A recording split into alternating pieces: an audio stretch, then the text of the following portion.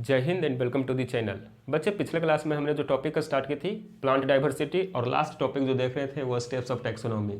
तो ये टैक्सोनॉमी बच्चे बायोलॉजी की वो ब्रांच है जो हमें क्लासिफिकेशंस करने के लिए प्रिंसिपल एंड प्रोसीजर प्रोवाइड कराती है। और ये टैक्सोनॉमी वर्ड एक साइंटिस्ट ने दिया था उनका, जिनका नाम था APD कैंडोले, और उन्होंने ये वर्ड अपने एक बुक में दी थी। उस बुक का भी नाम याद रखना है, और उस बुक का नाम है थ्योरीज ऑफ एलिमेंटायर डेला बॉटनी। इतनी बातें अब पिछले क्लास में हुई थी। और जो बच्चे स्टेप्स ऑफ टैक्सोनॉमी थी वो उस स्टेप्स में फर्स्ट स्टेप्स जो था वो था आइडेंटिफिकेशन,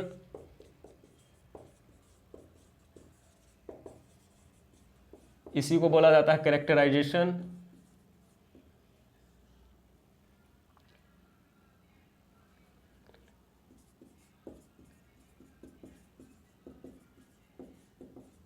सेकेंड स्टेप्स जो था वो था नोमेनक्लेचर। थर्ड स्टेप्स था classification,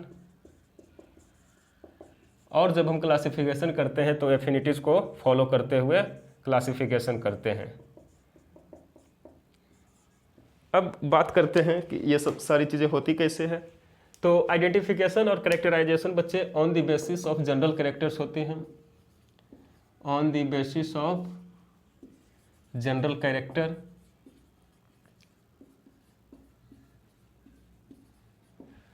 on the basis of general character. अब जनरल कैरेक्टर्स कौन से कैरेक्टर्स होंगे बच्चे? मॉर्फोलॉजिकल कैरेक्टर्स या फिर एनाटॉमिकल कैरेक्टर्स। तो जनरल कैरेक्टर होंगे मॉर्फोलॉजिकल कैरेक्टर्स, एक्सटर्नल कैरेक्टर्स। अब जब हम एक्सटर्नल कैरेक्टर्स के बेसिस पे आइडेंटिफिकेशन कर दिए तो उसके बाद इसका क्या कर देंगे, उस ऑर्गेनिजम्स का नेमिंग कर दिए तो क्या हो गया, नोमेनक्लेचर। अब नेमिंग कुछ इंटरनेशनल रूल्स के बेसिस अकॉर्डिंग होता है, वो हम आगे पढ़ेंगे। अब नेमिंग कर नोमेनक्लेचर हो गया तो नोमेनक्लेचर के बाद हम क्या कर देंगे, उस ऑर्गेनिजम्स का ग्रुपिंग कर देंगे। ग्रुपिंग कर दिए मतलब क्या कर दिया, क्लासिफिकेशन। जब ग्रुपिंग कर दिए तो क्लासिफिकेशन कर दिए। और एफिनिटीज के बारे में बताया था मैंने आप लोगों को कि स्टडी ऑफ इंटर रिलेशनशिप, जब हम सेम ग्रुप के मेंबर में सिमिलरिटीज और डिससिमिलरिटीज देखते हैं तो उसको क्या बोलते हैं, एफिनिटीज। इतनी बातें हुई थी अपने। अब आगे का कारवा बढ़ाते हैं तो अपने पास जो फर्स्ट पॉइंट आता है वो आइडेंटिफिकेशन। तो इसे ध्यान से समझना कि आइडेंटिफिकेशन हम कैसे करते हैं। तो बच्चे, आइडेंटिफिकेशन करने के लिए हम जो क्या करते हैं, जो ऑर्गेनिजम्स पहले ही आइडेंटिफिकेशन हो चुकी है जिस ऑर्गेनिजम्स की, उसी ऑर्गेनिजम्स के कैरेक्टर्स से मैचिंग करा के न्यू ऑर्गेनिज्म को आइडेंटिफाई करते हैं। जैसे समझना पॉइंट को ध्यान से, जैसे मैं ये क्लेम कर रहा हूँ मेरे पास ये एक ऑर्गेनिजम्स है, और मैं इसे ये क्लेम कर रहा हूँ कि ये जो है अभी तक आइडेंटिफाइड नहीं हुआ है, अभी तक ये अनआइडेंटिफाइड है। तो इसे आइडेंटिफाई करने के लिए क्या क्राइटेरिया फुलफिल होने चाहिए? तो इससे पहले जो भी ऑर्गेनिजम्स आइडेंटिफाइड हो चुके हैं उस ऑर्गेनिज्म के कैरेक्टर से इस ऑर्गेनिज्म का कैरेक्टर्स का हम मैचिंग कराएंगे। यदि ये ऑर्गेनिज्म पहले ही आइडेंटिफाइड हो चुकी होगी तो किसी न किसी ऑर्गेनिजम्स के कैरेक्टर से इसकी मैचिंग अगर हो गई तो यदि ये पहले से ही आइडेंटिफाइड हो चुकी होगी तो किसी न किसी ऑर्गेनिजम्स से इसका कैरेक्टर मैच हो जाएगी। यदि किसी भी ऑर्गेनिजम्स के कैरेक्टर से इसकी कैरेक्टर मैचिंग नहीं हुई तो हम कहेंगे कि ये न्यू ऑर्गेनिज्म है और इसे मैंने आइडेंटिफाई किया है। एक एग्जाम्पल से समझते हैं, प्लांट्स का एग्जाम्पल, क्योंकि हम प्लांट डाइवर्सिटी पढ़ रहे हैं। जैसे मैं बोलता हूं कि मैंने एक ऐसा प्लांट देखा जो मुझे लगा कि वो अनआइडेंटिफाइड है, उसकी आइडेंटिफिकेशन अभी तक नहीं हुई है, उससे मुझे आइडेंटिफाई करना है। तो बॉटनिकल डिपार्टमेंट के परमिशन से उस प्लांट्स को मैं कलेक्ट करूंगा, और जब कलेक्ट करूंगा तो वो विथ रूट करूंगा, विदाउट रूट नहीं। और जब मैंने विथ रूट प्लांट्स को कलेक्ट किया तो मेरे पास फुल कंप्लीट प्लांट है। अब मैं क्या करूंगा, उस कंप्लीट प्लांट का पूरा कैरेक्टर्स लिखूंगा कि उसका रूट्स कैसे हैं, स्टेम कैसे हैं, लीफ कैसे हैं, फ्लावरिंग कैसे प्रोड्यूस होते हैं, फ्लावर्स कैसे प्रोड्यूस होते हैं। ये सारे कैरेक्टर्स एक पेज पर लिख लूँगा, और उसकी मैचिंग मैं कराऊंगा जो ऑलरेडी आइडेंटिफाइड हो चुके हैं उस ऑर्गेनिजम्स के कैरेक्टर्स से। अब ये जो ऑर्गेनिजम्स पहले आइडेंटिफाइड हो चुके हैं वो मिलेंगे कहाँ? वो मिलेंगे हर्बेरियम में। हर्बेरियम बच्चे एक ऐसा रूम होता है जिसमें प्लांट्स किसी भी स्पीसीज का अलग अलग स्ट्रक्चर का कैरेक्टर लिखा हुआ होता है। जैसे प्लांट्स की बात करें तो जो प्लांट्स पहले ही आइडेंटिफाइड हो चुके हैं तो हर्बेरियम में हर्बेरियम सीट पर उस प्लांट्स का रूट कैसा है, आइडेंटिफाइड प्लांट्स की बातें कर रहा हूँ, उस आइडेंटिफाइड प्लांट्स की रूट्स कैसा है, स्टेम कैसा है, लीफ कैसा है, ये ऑलरेडी एक पेज पर लिखा हुआ रहता है। और वो कैसे लिखा जाता है, उस प्लांट्स के पार्ट्स को ड्राई करके पेस्ट करके लिखा जाता है। तो अब हम हर्बेरियम चलेंगे इस अनआइडेंटिफाइड ऑर्गेनिजम्स को लेकर के। तो हर्बेरियम कहाँ जाएंगे, औरंगाबाद जा सकते हैं, औरंगाबाद के किसी हर्बेरियम में जाएंगे और औरंगाबाद के हर्बेरियम में जाकर के मैं इसकी मैचिंग कराऊंगा ऑलरेडी आइडेंटिफाइड ऑर्गेनिजम्स के कैरेक्टर से। यदि किसी भी ऑर्गेनिजम्स से इसकी कैरेक्टर मैचिंग नहीं हुई, किसी भी, मैं ये मानता हूँ कि किसी भी ऑर्गेनिजम्स के कैरेक्टर से इसकी कैरेक्टर मैचिंग नहीं हुई, तो क्या ये मैंने न्यू स्पीसीज आइडेंटिफाई कर लिया या आइडेंटिफाई होने की पॉसिबिलिटीज़ है। तो बच्चे यहाँ पर अभी इसकी न्यू ऑर्गेनिज्म होने की पॉसिबिलिटीज़ है, ये अभी न्यू ऑर्गेनिज्म है नहीं, क्योंकि मैं अभी एक पार्टिकुलर एरिया की ही हर्बेरियम में गया हूँ, औरंगाबाद के। अब मैं स्टेट लेवल पे जाऊँगा तो महाराष्ट्र में कहीं मुंबई जा सकता हूँ। तो मुंबई के हर्बेरियम में जब जाऊँगा तो वहाँ के हर्बेरियम से कैरेक्टर्स की मैचिंग कराऊँगा। यदि वहाँ भी किसी भी ऑर्गेनिजम्स के कैरेक्टर से इसकी कैरेक्टर मैचिंग नहीं हुई, तो क्या ये जो ऑर्गेनिज्म है ये न्यू स्पीसीज हो सकती है या न्यू स्पीसीज है। तो बच्चे अभी भी ये स्पीसीज न्यू स्पीसीज हो सकती है, अभी ये न्यू स्पीसीज है नहीं। अब मैं नेशनल लेवल पे जाऊंगा तो नेशनल लेवल में मैं जाऊंगा कोलकाता में इंडिया का सबसे बड़ा हर्बेरियम है, वहाँ जाऊँगा। वहाँ गया, वहाँ भी कैरेक्टर्स की मैंने मैचिंग कराई, वहाँ भी किसी भी ऑर्गेनिजम्स की कैरेक्टर से इसकी कैरेक्टर मैचिंग नहीं हुई। तो क्या ये ऑर्गेनिज्म न्यू स्पीसीज आइडेंटिफाइड मैंने कर दिया या होने की पॉसिबिलिटीज़ है। तो अभी भी होने की पॉसिबिलिटीज़ है, क्योंकि मैं एक नेशनल लेवल पे गया हूँ, अभी वर्ल्ड लेवल पे नहीं गया हूँ। अब मैं वर्ल्ड लेवल पे जाऊँगा तो स्विट्जरलैंड जाऊँगा। तो स्विट्जरलैंड में सबसे बड़ा हर्बेरियम है, वहाँ उस सारी दुनिया में जितने भी आइडेंटिफाइड प्लांट्स हैं सभी का हर्बेरियम सीड्स वहाँ तैयार है। तो मैं हर्बेरियम सीड्स से कैरेक्टर्स की मैचिंग कराऊंगा। यदि किसी एक ऑर्गेनिजम्स से इसकी कैरेक्टर्स मैच हो गई तो क्या ये न्यू स्पीसीज मैंने आइडेंटिफाई किया? नहीं, क्योंकि ये ऑलरेडी आइडेंटिफाइड है, इसीलिए कैरेक्टर से मैचिंग हो गई। यदि मैं मानता हूँ कि किसी ऑर्गेनिजम्स से कैरेक्टर्स की मैचिंग नहीं हुई, तो क्या अब ये न्यू स्पीसीज मैंने आइडेंटिफाई कर लिया? तो अब मैं कहूँगा कि हाँ, मैंने न्यू स्पीसीज को आइडेंटिफाई कर लिया। यहाँ तक समझ गए? अब जब आगे बढ़ते हैं तो बात करते हैं कि हमारे पास जो आइडेंटिफाई करने के लिए जो कैरेक्टर्स होते हैं वो कंप्लीट कैरेक्टर्स होने चाहिए या इनकम्प्लीट कैरेक्टर्स। तो बच्चे अपने पास जो कैरेक्टर्स होने चाहिए वो कंप्लीट कैरेक्टर्स होने चाहिए आइडेंटिफिकेशन करने के लिए। एक एग्जांपल से मैं समझता हूँ कि जैसे मैंने इस क्लास के किसी एक स्टूडेंट को बोला कि ये एक मार्कर किसी एक स्टूडेंट को देकर के आना है औरंगाबाद के रेलवे स्टेशन पे। तो वो मुझसे पूछा कि सर उसका नाम क्या है जिस स्टूडेंट को मार्कर देना है। तो मैंने बोला नाम तो मुझे भी नहीं पता। तो उसके कैरेक्टर क्या है? तो मैंने बोला कि हाँ कैरेक्टर मुझे पता है, कैरेक्टर मैं तुम्हें बताता हूँ। वो प्लेटफॉर्म नंबर 1 पे मिलेगा, बहुत मोटा है, बहुत काला है, खाता हुआ मिलेगा और चश्मा लगाता है। अब वो ये मार्कर लेकर के रवाना हो गया Aurangabad railway station. Platform number 1 पर देखा तो खाने की होर लगी थी, प्लेटफॉर्म पर ऐसे भी खाने की होर लगी रहती है। अब उसमें से उन्होंने देखा कि बहुत मोटा कौन है, बहुत मोटा कुछ ही थे। अब देखा बहुत काला कौन है, बहुत काले भी कुछ ही थे। अब उसमें से चश्मा कौन लगाता है, और जो ये सारे कैरेक्टर जिनके पास थे उनको ये मार्कर ये दे दिया। तो क्या यहाँ पर कंप्लीट कैरेक्टर तो मैंने बताया ना, कंप्लीट कैरेक्टर बताया तभी तो आपने मार्कर दिया। चलो इससे नहीं समझ में आया, एक और एग्जांपल से लेता हूँ। बच्चे आज मैंने मॉर्निंग में एक ऐसा ऑर्गेनिज्म देखा जो बहुत बड़ा था और एक बहुत बड़ा ट्रंक रखता है। तो कौन सा ऑर्गेनिज्म हो सकता है? एलिफेंट हो सकता है। एक ऐसा ऑर्गेनिज्म देखा जो जमीन पर रेंग कर चलता है। कौन सा ऑर्गेनिज्म है? स्नेक। अब एक और एग्जांपल लेते हैं। मैंने एक ऐसा ऑर्गेनिज्म देखा जो उछल उछल कर चल रहा था। अब यहाँ पर कोई बोलेगा फ्रॉग, कोई बोलेगा मंकी, कोई कुछ बोलेगा, कोई कुछ बोलेगा, और कोई छोटा बच्चा है वो अच्छे मूड में तो वो भी उछल उछल कर चल सकता है। तो यहाँ पर जो कैरेक्टर्स मेरे पास है वो कंप्लीट कैरेक्टर्स नहीं है। तो बच्चे आइडेंटिफिकेशन करने के लिए हमारे पास जो कैरेक्टर्स होने चाहिए वो कंप्लीट कैरेक्टर्स होने चाहिए। और जब हम आइडेंटिफिकेशन करते हैं तो वो ऑलरेडी आइडेंटिफाइड ऑर्गेनिजम्स के कैरेक्टर से मैचिंग करके न्यू स्पीसीज को हम आइडेंटिफाई करते हैं। आइडेंटिफिकेशन समझ में आ गया? ठीक है, तो नेक्स्ट पॉइंट अपने पास आता है नोमेनक्लेचर।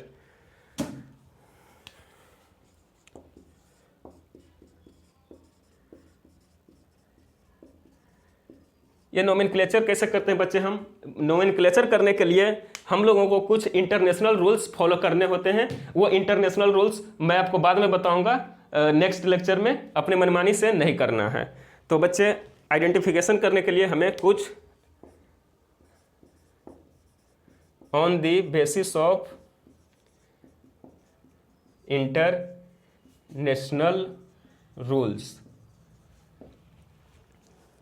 और बच्चे जब हम नोमेनक्लेचर करते हैं तो जो कैरेक्टर्स को हमने आइडेंटिफिकेशन करने के लिए लिया था उसी कैरेक्टर्स के बेसिस पर हम क्या करते हैं? नोमेनक्लेचर करते हैं। तो on the basis of identified characters, मतलब जो कैरेक्टर्स हमने आइडेंटिफिकेशन करने के लिए लिया था उसी के बेसिस पे हम नोमेनक्लेचर भी करते हैं। अब आइडेंटिफिकेशन करने के लिए तो बहुत सारे कैरेक्टर्स लिए थे हमने, तो अब नोमेनक्लेचर करने के लिए उस बहुत सारे में से कौन सा कैरेक्टर नोमेनक्लेचर में लेना है? तो बच्चे वो उसी कैरेक्टर्स को हम नोमेनक्लेचर में लेंगे जो इंपॉर्टेंट और स्टेबल होने चाहिए। जो कैरेक्टर इंपॉर्टेंट और स्टेबल हो। तो कैरेक्टर्स कैसे होने चाहिए? Characters should be important and stable. Important and stable, ये बात समझ में नहीं आई तो चलिए एग्जाम्पल से समझते हैं। एग्जाम्पल से समझते हैं characters should be important and stable. ठीक है,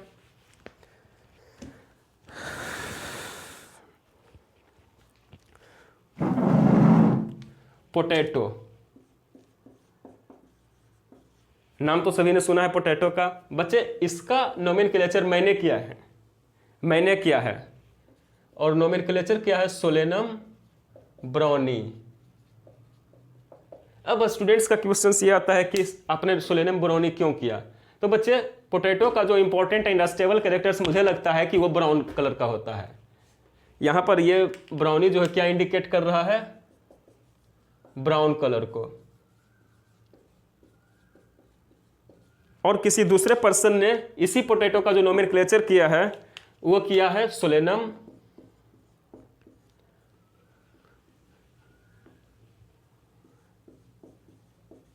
ट्यूबरोसम।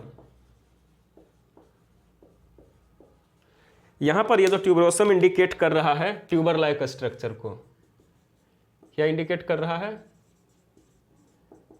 Tuber like structure. अब बच्चे मैंने जो ये किया है ब्राउन कलर, क्या पोटैटो का जो कलर है वो हमेशा ब्राउन रहता है? अरे ब्राउन तो उसी समय रहता है जिसमें ये सॉइल से निकलता है। कभी कभी पोटैटो सॉइल से बाहर हो गया, उस पर क्लोरोफिल फॉर्म हो जाते हैं, ग्रीन पिगमेंट फॉर्म हो जाते हैं, तो क्या उसका कलर ग्रीन होता है? कभी कभी तो पोटैटो का कलरलेस भी होते हैं। तो क्या ये इंपॉर्टेंट और स्टेबल कैरेक्टर्स है ब्राउन कलर पोटैटो का? नहीं है। तो ये नेम हम नोमेनक्लेचर में नहीं लेंगे, ये नेम वैलिड नहीं होंगे। अब इसके बारे में बात करते हैं, ट्यूबर लाइक स्ट्रक्चर। क्या पोटैटो आज भी ट्यूबर लाइक स्ट्रक्चर है? पहले भी था और आने वाले टाइम में भी पोटैटो जो है वो ट्यूबर लाइक स्ट्रक्चर ही रहेगा। इसलिए हम पोटैटो का साइंटिफिक नेम में, बॉटनिकल नेम में सोलेनम ट्यूबरोसम लेते हैं। एक दूसरा एग्जाम्पल लेते हैं एप्पल का। एप्पल का जो बॉटनिकल नेम है वो है पायरस मैलस। क्या है? एप्पल का क्या है? पायरस मैलस। इसमें ये मैलस जो है ये इंडिकेट कर रहा है मैलिक एसिड को, कि एप्पल में मैलिक एसिड पाए जाते हैं। तो क्या एप्पल में मैलिक एसिड आज भी पाए जाते हैं? आने वाले टाइम में भी पाए जाएंगे और पहले भी पाए जाते थे। तो क्या ये मैलिक एसिड जो एप्पल का कैरेक्टर है वो इंपॉर्टेंट एंड स्टेबल है? इसलिए एप्पल का जो बॉटनिकल नेम है, साइंटिफिक नेम है, वो है पायरस मैलस। नोमेनक्लेचर समझ में आ गया। और ये कुछ इंटरनेशनल रूल्स के बेसिस पे किया जाता है, वो मैं आगे की लेक्चर्स में बताऊंगा। अब थर्ड पॉइंट जो अपने पास आता है वो है क्लासिफिकेशन।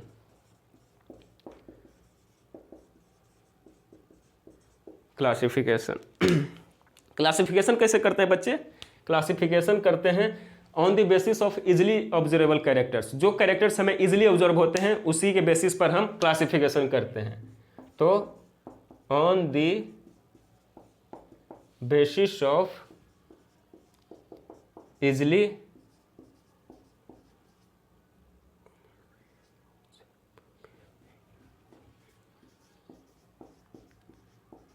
Observable characters.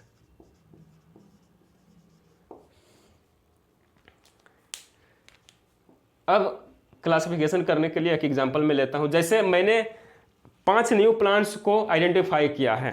कितने? 5 न्यू प्लांट्स को आइडेंटिफाई किया है।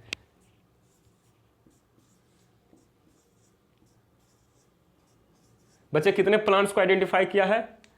5 प्लांट्स को। आइडेंटिफिकेशन करने के बाद क्या करेंगे? नोमेनक्लेचर। और नेमिंग जब मैंने किया तो क्या किया? P1, P2, P3, P4 and P5।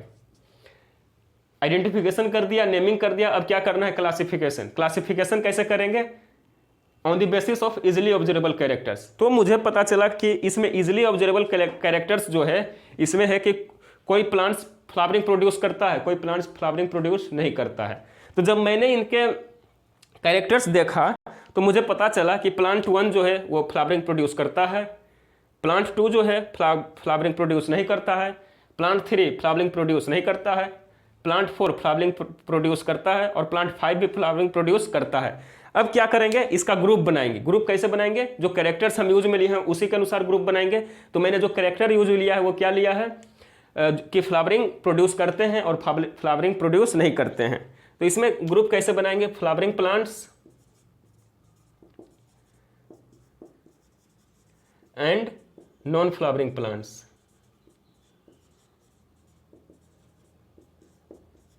अब बच्चे फ्लावरिंग प्लांट्स कौन कौन से हैं? P1, P4 and P5। और नॉन फ्लावरिंग कौन कौन है? P2 and P3। अब ध्यान से समझना है। मैंने सबसे पहले आइडेंटिफिकेशन किया, फिर नोमेनक्लेचर किया, फिर ग्रुपिंग किया, और जब ग्रुपिंग किया तो on the basis of easily observable characters किया।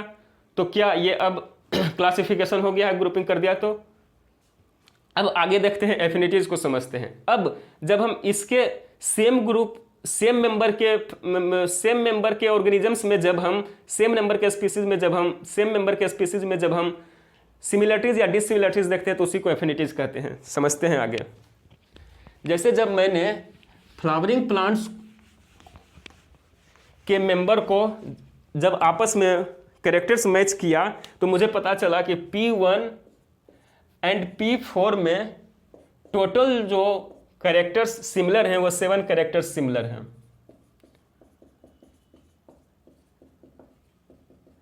और बच्चे P1 एंड P5 में कितने? 10 कैरेक्टर्स सिमिलर हैं। अब बच्चे यहां देखिए, मैं सेम ग्रुप के ऑर्गेनिजम्स में सिमिलरिटीज या डिससिमिलरिटीज देख रहा हूं, तो मैं क्या कर रहा हूं? क्या बोलूंगा कि मैं क्या फॉलो कर रहा हूं? एफिनिटीज। तो इसी को क्या बोलेंगे? एफिनिटीज फॉलो कर रहा हूं।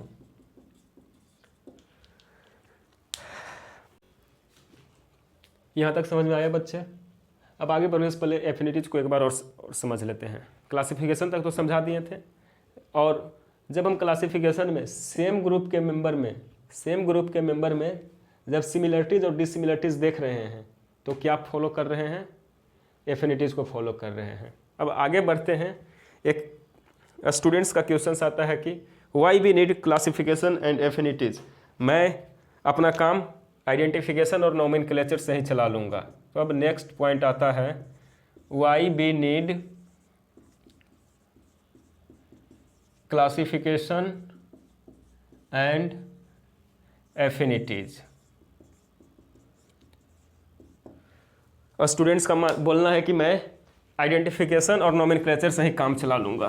तो इसका आंसर अब जानते हैं। बच्चे साइंटिस्टों का मानना है कि इस अर्थ पे टोटल नंबर ऑफ ऑर्गेनिजम्स जो हैं वो है 300 लैक्स। 3 लैक्स नहीं, 300 लैक्स। कितना? 300 लैक्स। ये 300 लैक्स जो टोटल नंबर हैं वो हैं आइडेंटिफाइड प्लस नॉन आइडेंटिफाइड दोनों के नंबर।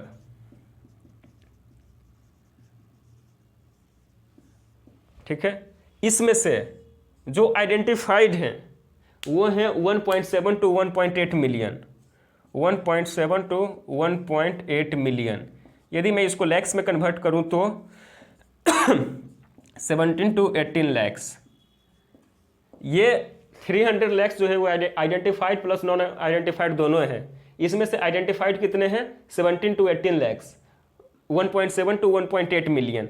इसमें से जो नंबर ऑफ प्लांट्स हैं वो है 0.5 मिलियन। इस 1.7 में से 0.5 मिलियन प्लांट्स हैं, मतलब 5 लैक्स प्लांट्स हैं, और 1.2 टू 1.3 मिलियन क्या हैं? एनिमल्स हैं।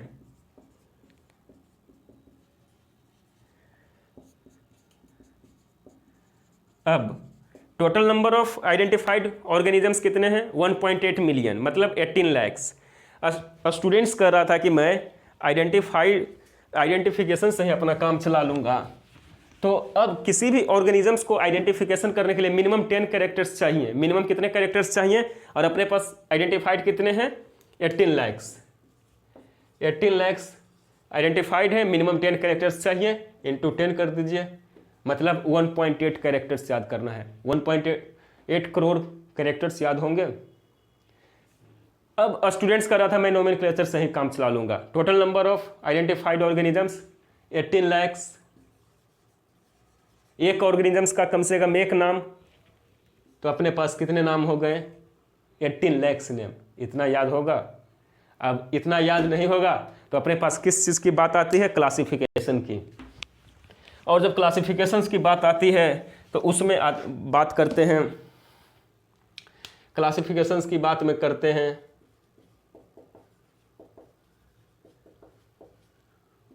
2 kingdom classification, 3 kingdom classification, 4 kingdom classification, 5 kingdom classification and 6 kingdom classification.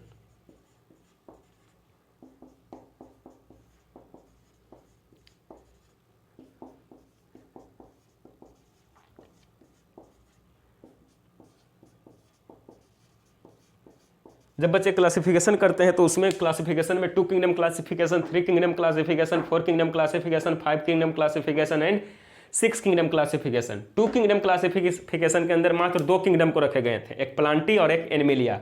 जो प्लांट्स जैसे कैरेक्टर्स रखते थे उनको किंगडम प्लांटिम रखा गया, और जो एनिमल्स जैसे कैरेक्टर्स रखते थे उनको किंगडम एनिमिलियम रखा गया। अब बच्चे ये जो 2 किंगडम वाले जो साइंटिस्ट दिए थे उन साइंटिस्ट का नाम था लिनियस। 2 किंगडम वाले लिनियस, 3 किंगडम क्लासिफिकेशंस जो दिए थे वो साइंटिस्ट का नाम था Hückel. 4 kingdom Copeland. 5 kingdom classification बहुत ही महान साइंटिस्ट, उनका नाम आर.एच. विटेकर। क्या? आर.एच. विटेकर। 6 किंगडम जो दिए थे वो उनका नाम था कार्ल वुश। अब बच्चे अपने को जो क्लासिफिकेशन पढ़नी है वो क्लासिफिकेशन है 5 किंगडम क्लासिफिकेशन। अब बोलो तो थोड़ी सी 5 किंगडम क्लासिफिकेशन के बारे में बात हो जाए। थोड़ी सी 5 किंगडम क्लासिफिकेशन के बारे में बात कर लेते हैं हम लोग।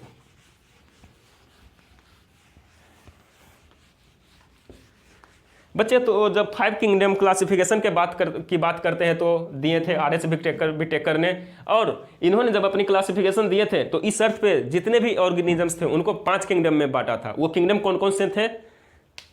5 किंगडम क्लासिफिकेशन, वो किंगडम कौन कौन से थे?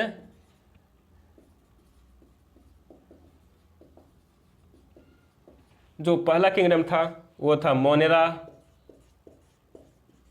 दूसरा किंगडम प्रोटिस्टा,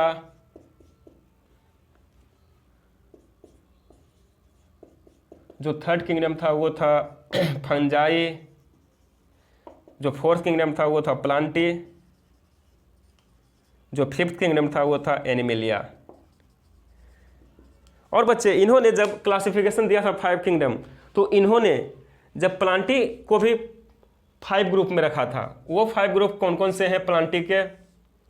पहला ग्रुप है एल्गी, दूसरा ग्रुप है ब्रायोफाइटा, तीसरा ग्रुप है टेरिडोफाइटा। जो फोर्थ ग्रुप है वो है जिम्नोस्पर्म। और जो फिफ्थ ग्रुप है वो है एंजियोस्पर्म। मतलब जो क्लासिफिकेशन हमें पढ़ना है वो 5 किंगडम क्लासिफिकेशन पढ़ना है, दिए थे आर.एच. बिटेकर ने। उस 5 किंगडम में इन्होंने जो फर्स्ट किंगडम था वो monera, second protista, third fungi, fourth plantae और फिफ्थ एनिमिलिया। और जब इन्होंने प्लांटी को भी, और इन्होंने अपनी क्लासिफिकेशन में प्लांटी को भी कितने ग्रुप में बांटा था? 5। वो ग्रुप कौन कौन से हैं? Algae, ब्रायो, टेरिडो, gymno, angio. यहाँ पर जो ये बच्चे स्पर्म का मतलब है, ये स्पर्म का मतलब है सीड। यहाँ तक समझ में आ गया? अब जब आगे हम लोग बात करते हैं तो आगे आप बोलो तो थोड़ी सी मोनिरा के बारे में जानकारी ले लें। यहाँ मैं किसी भी किंगडम को डिटेल में नहीं बता रहा हूँ, बस कुछ जानना चाहता हूँ, इसलिए मोनिरा के बारे में थोड़ा सा हम बात कर लेते हैं। और ये नहीं समझना कि यहाँ मैं डिटेलिंग कर रहा हूँ, बस थोड़ा सा आपसे कुछ जानना चाहता हूँ, इसलिए यहाँ पर थोड़ा सा बात कर रहा हूँ। और जब हम उसको एक एक करके पढ़ेंगे तो सारा डिटेल्स के साथ पढ़ेंगे। मोनिरा जो है प्रोकैरियोट्स का ग्रुप है। इस मोनिरा के एक मेंबर है बच्चे, उस मेंबर का नाम है माइकोप्लाज्मा।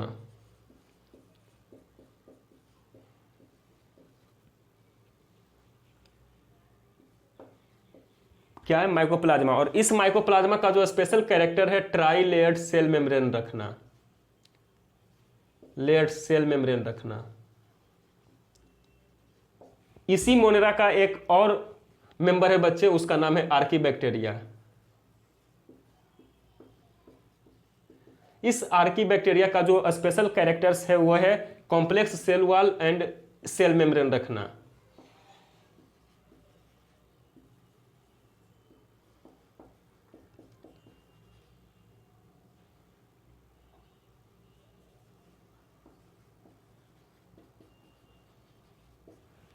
इसी मोनिरा का एक थर्ड मेंबर है, उसको हम बोलते हैं साइनोबैक्टीरिया।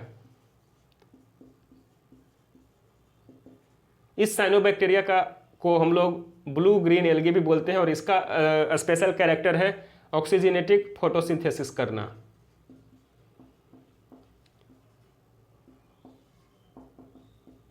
और इसी मोनिरा का एक और मेंबर है जिसका नाम है यूबैक्टीरिया। और यूबैक्टीरिया का जो स्पेशल कैरेक्टर है वो है प्लाज्मिड रखना। अब बच्चे ये mycoplasma, archaebacteria, cyanobacteria, eubacteria member है एक ही किंगडम के, लेकिन कैरेक्टर क्या है? अलग अलग। तो जब कैरेक्टर अलग अलग है तो मैं इसे एक ही ग्रुप में क्यों रखूं? तो बच्चे जब मैंने आपको बताया था आइडेंटिफिकेशन के समय में जो मिनिमम कैरेक्टर्स होने चाहिए एक ग्रुप में रखने के लिए, वो कितने चाहिए? 10। ये एक कैरेक्टर्स सिमिलर, ये कैरेक्टर सिमिलर नहीं होने से क्या हुआ? इनके बहुत सारे कैरेक्टर आपस में मैच करते होंगे, इसीलिए इनको हम एक किंगडम में रखे हैं। और बच्चे मैंने यहाँ पर मोनिरा को डिटेलिंग में नहीं बताया है। ट्राई लेयर्ड सेल मेम्ब्रेन हम उस समय पढ़ेंगे जब माइकोप्लाज्मा पढ़ेंगे, ये सब के बारे में डिटेलिंग करेंगे। यहाँ मैंने मोनिरा का बस आपसे कुछ जानकारी लेना चाहता था, इसलिए मैंने बताया, अभी इसका डिटेलिंग नहीं की है। अब बच्चे जब हम लोग आगे बढ़ते हैं तो अपने पास जो नेक्स्ट पॉइंट आता है वो पॉइंट है branch of taxonomy, branches of taxonomy. तो ये पॉइंट को ध्यान से सुनना है और समझना भी है। अपने पास क्या आता है? Branches of taxonomy.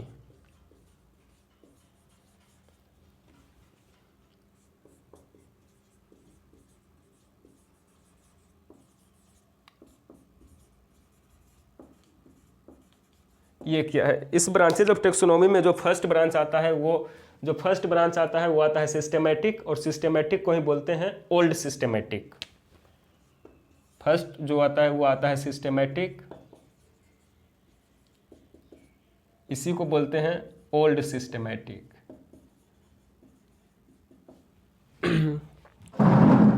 बच्चे ये ओल्ड सिस्टेमेटिक देने वाली साइंटिस्ट का नाम आप लोग जानते हैं, उनका नाम था कैरोलस लिनियस। किनके द्वारा दिया गया था?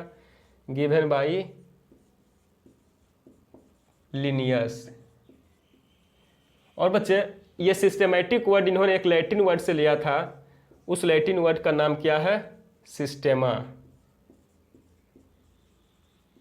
और ये सिस्टेमा का मीनिंग होता है बच्चे सिस्टेमेटिक अरेंजमेंट ऑफ ऑर्गेनिजम्स। सिस्टेमा का मीनिंग क्या होता है? Systematic arrangement of organisms. हाँ, और बच्चे ये सिस्टेमा वर्ड लैटिन आपको इतना पसंद आया कि इन्होंने अपने जो बुक के एक बुक का टाइटल दिया था वो टाइटल ही सिस्टेमा वर्ड पे दिया, और इन्होंने जो बुक का टाइटल दिया था उस बुक का टाइटल क्या था? सिस्टेमा नेचुरी।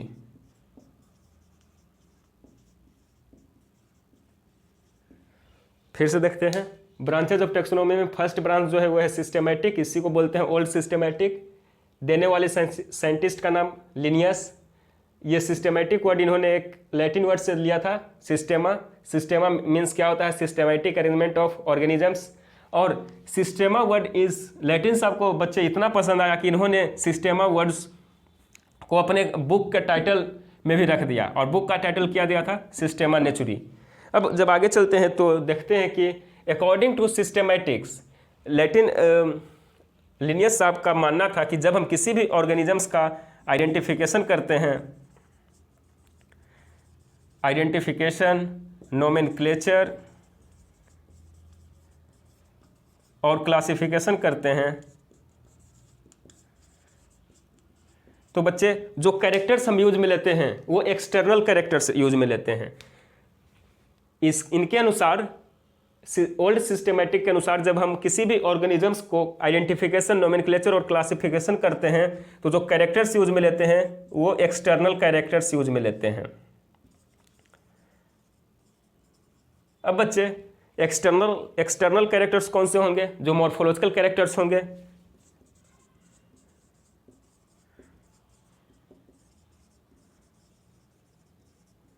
मॉर्फोलॉजिकल कैरेक्टर्स जो कौन कौन से होंगे?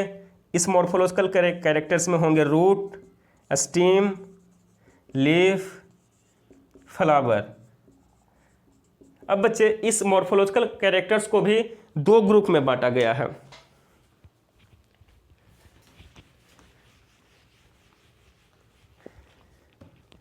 इस मॉर्फोलॉजिकल कैरेक्टर्स को भी दो ग्रुप में बांटा गया है।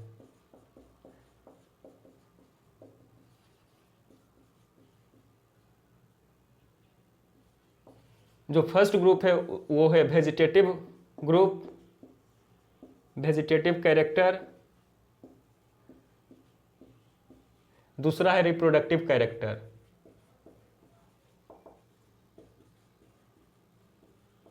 अब बच्चे वेजिटेटिव कैरेक्टर्स कौन से होंगे? वो होंगे root, stem and leaf.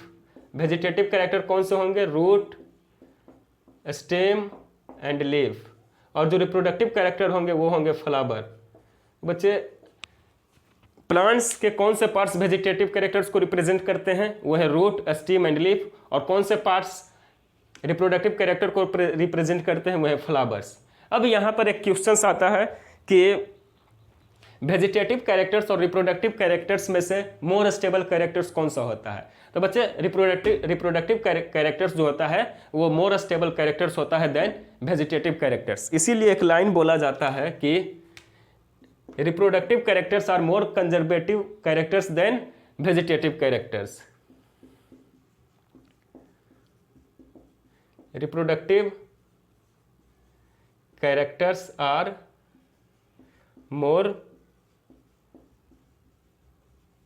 Conservative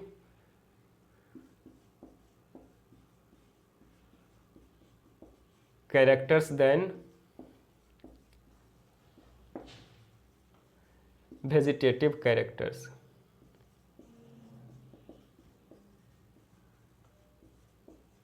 ऐसा क्यों?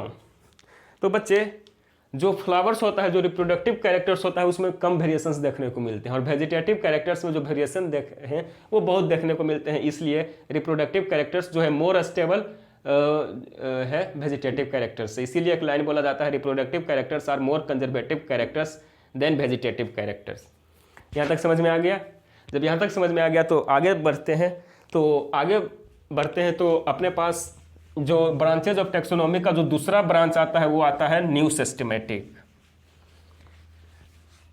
अपने पास जो दूसरा ब्रांच आता है वो है न्यू सिस्टमैटिक।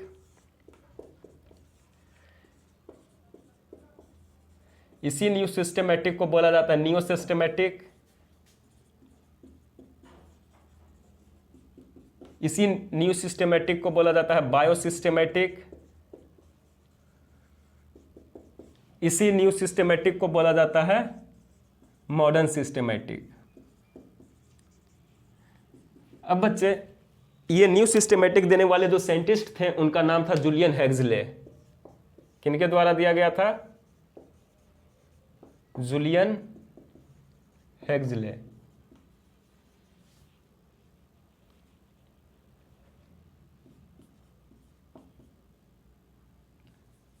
और बच्चे, जूलियन हेक्सले ने ये न्यू सिस्टमैटिक्स 1940 के अंदर दिया था।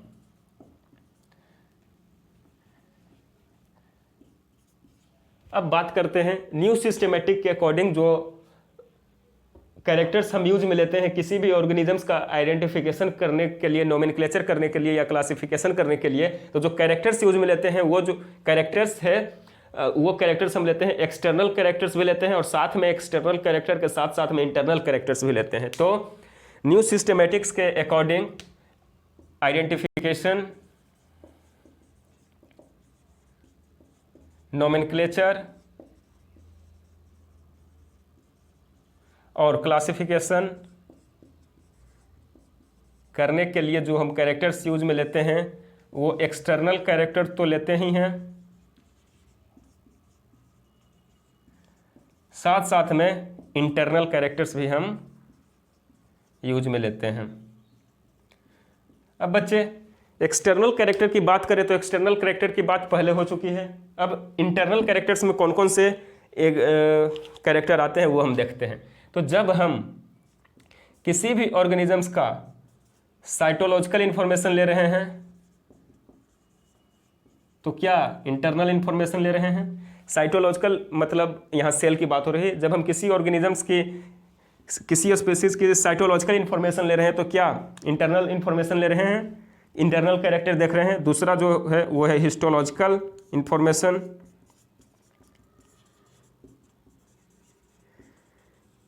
हिस्टोलॉजिकल इंफॉर्मेशन मतलब जब हम टिश्यू लेवल पे बात कर रहे हैं, टिश्यू लेवल का इंफॉर्मेशन ले रहे हैं तो क्या इंटरनल कैरेक्टर्स देख रहे हैं। तीसरा बात आता है genetic information. Genetic information. Fourth जो होता है एम्ब्रायोलॉजिकल इंफॉर्मेशन।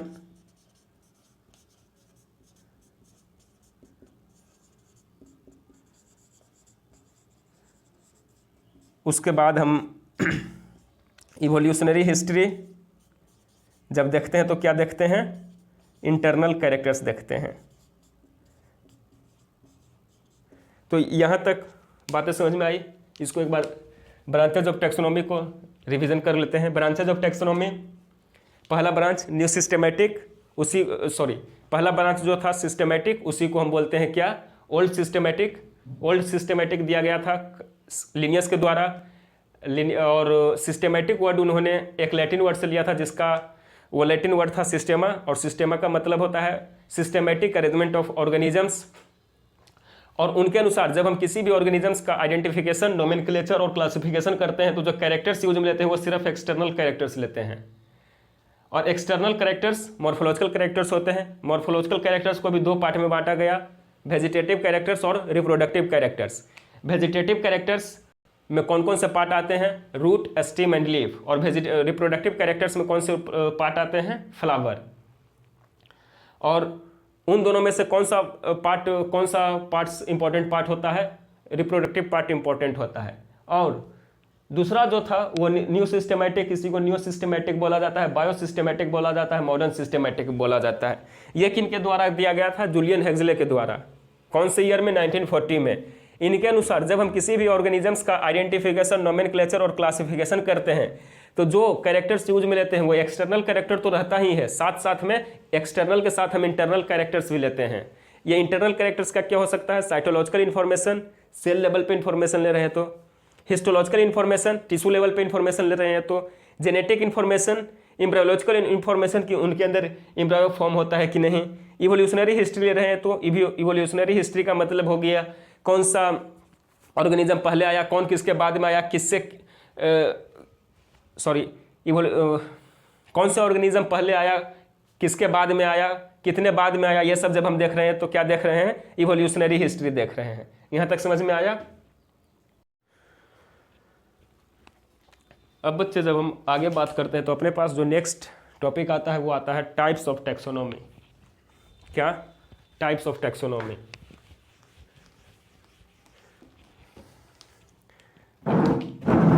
अपने पास जो नेक्स्ट टॉपिक आता है वो है टाइप्स ऑफ टैक्सोनॉमी।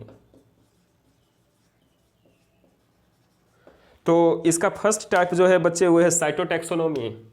ऐसे तो बहुत सारे टाइप्स होते हैं टैक्सोनॉमी के, लेकिन अपने जो पढ़ना है वो मात्र 2 पढ़ना है, एक साइटोटैक्सोनॉमी और दूसरा कीमोटैक्सोनॉमी। तो पहले बात करते हैं साइटोटैक्सोनॉमी का। जब बच्चे हम किसी भी ऑर्गेनिजम्स का आइडेंटिफिकेशन, नोमेनक्लेचर और क्लासिफिकेशन सेल के बेसिस पर करते हैं, यहाँ साइटो का मतलब हुआ सेल, सेल के बेसिस पर करते हैं तो उसको क्या बोलते हैं, साइटोटैक्सोनॉमी। अब जब सेल की बात हो रही तो cell eukaryotes, eukaryotic cell and prokaryotic cell. Eukaryotic में क्या होगा, जिस सेल के अंदर वेल डेवलप्ड न्यूक्लियस होगा उसको क्या बोलेंगे, यूकैरियोटिक सेल। और प्रोकैरियोटिक में क्या बोलेंगे, जिसमें प्रिमिटिव टाइप ऑफ न्यूक्लियस रहेगा उसको प्रोकैरियोटिक सेल बोलेंगे। तो अब क्वेश्चन स्टूडेंट का आता है कि आपने तो फिर क्लासिफिकेशन 2 किंगडम का ही कर दिया on the basis of eukaryote and prokaryote, on the basis of cell eukaryote and prokaryote, आपने तो क्लासिफिकेशन 2 किंगडम ही कर दिया। तो नहीं बच्चे, यूकैरियोटिक में भी सेल के बेसिस पे बहुत सारे वेरिएशंस होते हैं। वो वेरिएशंस कौन कौन से हैं, क्रोमोजोम के बेसिस पे। तो पहला जो वेरिएशंस होगा वो क्रोमोजोम नंबर।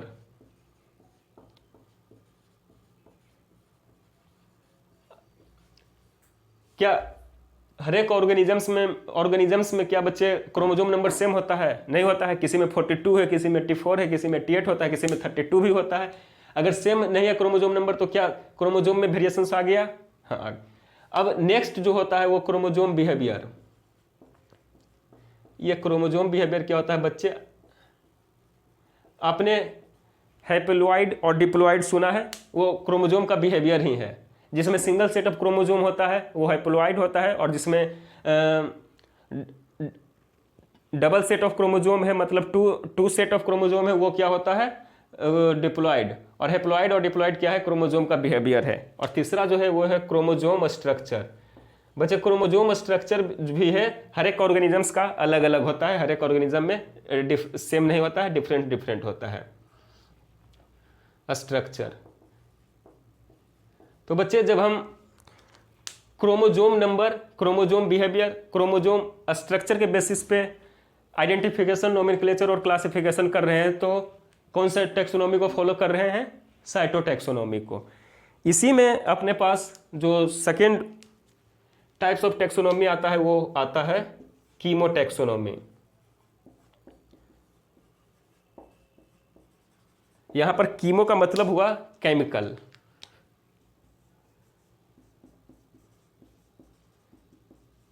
मतलब बच्चे प्लांट्स में, बहुत सारे प्लांट्स में अलग अलग तरह के केमिकल्स पाए जाते हैं। तो ऑन द बेसिस ऑफ, तो जब हम क्लासिफिकेशन करते हैं on the basis of main chemical constituents,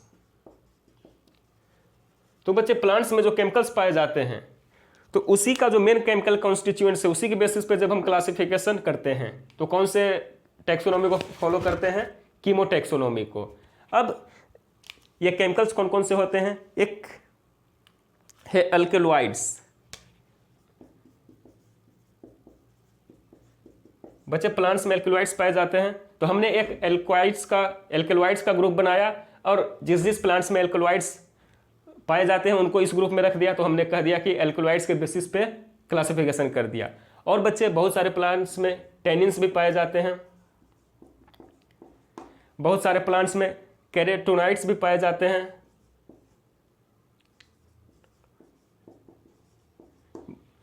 तो जिस प्लांट्स में टेनिन्स पाए जाते हैं जिस प्लांट्स में टेनिन्स पाए जाते हैं तो वो सारे प्लांट्स को हमने इस ग्रुप के अंदर रख दिया और बोल दिया कि टेनिन्स के बेसिस पे हमने क्लासिफिकेशन कर दिया। अब बच्चे ये स्पेलिंग थोड़ा सा गलत है, कैरोटेनोइड्स, बहुत सारे प्लांट्स में कैरोटेनोइड्स केमिकल पाए जाते हैं तो हम इस बेसिस पे भी ग्रुप बना करके क्लासिफिकेशन करते हैं। उसी तरीके से अमीनो एसिड भी पाए जाते हैं, अमीनो एसिड के बाद फैटी एसिड भी पाए जाते हैं, इसके बाद पॉलीसेकेराइड्स भी पाए जाते हैं,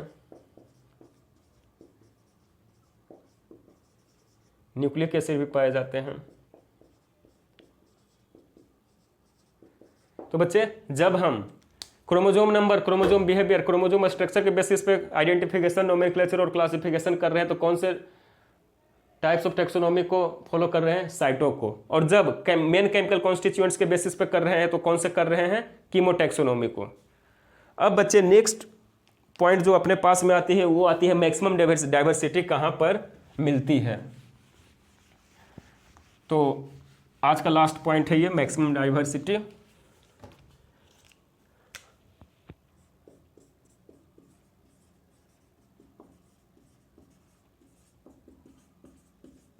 मैक्सिमम डाइवर्सिटी, तो बच्चे मैक्सिमम डाइवर्सिटी जो मिलती है वो ट्रॉपिकल रेन फॉरेस्ट में मिलती है। ट्रॉपिकल रेन फॉरेस्ट, ऐसा क्यों? रीजन जानिए।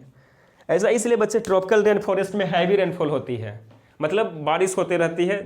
अब बात करें इंडिया में तो इंडिया में कहाँ होते थे? अंडमान एंड निकोबार का नाम आपने सुना है, वहाँ ट्रॉपिकल रेन फॉरेस्ट है। असम के अंदर में है, फिर मेघालय के अंदर में ट्रॉपिकल रेन फॉरेस्ट है। तो इस एरिया में हैवी रेनफॉल होते रहती है। तो जब हैवी रेनफॉल होगी तो वहाँ पर फॉरेस्ट जमा हो जाएंगे, फॉरेस्ट बन जाएंगे अपने आप। और फॉरेस्ट बनेंगे तो जब रेनफॉल होगी तो जो वाटर होगा वो सॉइल के सरफेस पे भी रहेगा वाटर। जब सॉइल के सरफेस पे वाटर है तो वहाँ पर एक्वेटिक एनिमल्स आएंगे। एक्वेटिक एनिमल्स आने के बाद वहाँ फॉरेस्ट भी है, तो फॉरेस्ट के बाद वहाँ हर एक तरह के एनिमल्स आएंगे। वाइल्ड एनिमल्स भी आएंगे, लैंड एनिमल्स भी आएंगे, बर्ड्स भी आएंगे घोंसला बनाकर रहने के लिए। और जब इतने सारे ऑर्गेनिजम्स एक जगह इकट्ठे हो गए तो क्या वहाँ अलग अलग ऑर्गेनिजम्स का डाइवर्सिटी हो गया। वहाँ मोनेरा भी रहेंगे, फंजाई भी रहेंगे, प्रोटिस्टा भी रहेंगे, प्लांटी एनिमिलिया सब रहेंगे। तो क्या वहाँ बहुत सारे एनिमल्स का डाइवर्सिटी क्रिएट हो गया, बहुत सारे वेराइटी। तो क्या यहाँ पर बहुत सारे ऑर्गेनिजम्स आ चुके हैं, तो इसीलिए यहाँ पर सबसे ज़्यादा डाइवर्सिटी होता है। अब जो नेक्स्ट है वो सेकेंड मैक्सिमम डाइवर्सिटी भी याद रखना है। सेकेंड मैक्सिमम डाइवर्सिटी कहाँ पे होता है? तो बच्चे जो सेकेंड मैक्सिमम डाइवर्सिटी होता है वो होता है ओशियन में। ओशियन में कहाँ? Coral reefs. कोरल रीफ्स, ये कोरल रीफ्स क्या है बच्चे? ये कैल्शियम कार्बोनेट का एक बहुत बड़ा रॉक है जो डीप ओशियन में पाया जाता है। क्या है ये?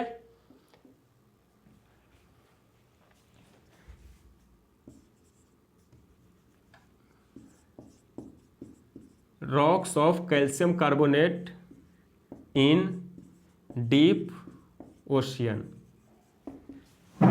Maximum diversity tropical rain forest में क्यों पाई जाती है, इसका रीजन बता दिया। अब second maximum diversity coral reefs में क्यों पाए जाते हैं ये देखिए। कोरल रीफ्स क्या है? एक कैल्शियम कार्बोनेट का रॉक्स है। कहाँ? डीप ओशियन में। यहाँ पर इस कोरल रीफ्स के पास बहुत सारे छोटे छोटे एक्वेटिक एनिमल्स आकर रहते हैं। उन छोटे छोटे एक्वेटिक एनिमल्स को खाने के लिए medium size of aquatic animals आते हैं, और उस medium size of aquatic animals को खाने के लिए लार्ज एक्वेटिक एनिमल्स आते हैं। तो एक ही जगह पर बहुत सारे ऑर्गेनिजम्स आए हैं तो वेरिएशंस हुआ है। तो क्या डाइवर्सिटी वहाँ क्रिएट हुआ, इसीलिए यहाँ पर कोरल रीफ्स में सेकेंड मैक्सिमम डाइवर्सिटी कहा जाता है। तो पॉइंट ध्यान में याद में रखना, मैक्सिमम डाइवर्सिटी कहाँ? Tropical rain forest. और सेकेंड मैक्सिमम डाइवर्सिटी कहाँ? कोरल रीफ्स में। कहाँ? कोरल रीफ्स ओशियन में रहता है। तो आज के लिए इतना ही रखते हैं। थैंक यू एंड जय हिंद।